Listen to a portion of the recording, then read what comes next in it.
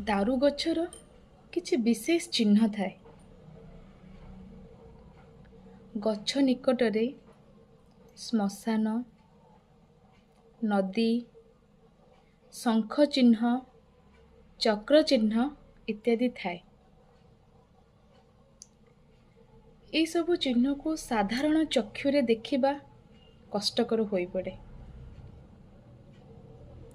କୁହାଯାଏ ଯେ ମା ସୁଭଦ୍ରା ସ୍ୱପ୍ନରେ ସଂକେତ ଦିଅନ୍ତି ଗଛର ଚିହ୍ନ ବିଷୟରେ।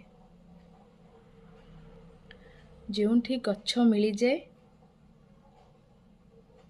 ସେଠି ପବିତ୍ର ଯଜ୍ଞ କାର୍ଯ୍ୟ ଆରମ୍ଭ ହୁଏ।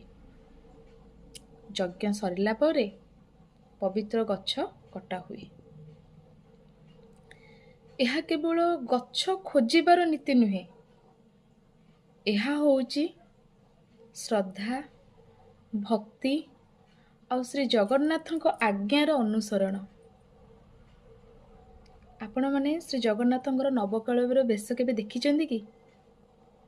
ଯଦି ଦେଖିଛନ୍ତି ତାହେଲେ କମେଣ୍ଟ ସେକ୍ସନରେ ଜୟ ଜଗନ୍ନାଥ କୁହନ୍ତୁ।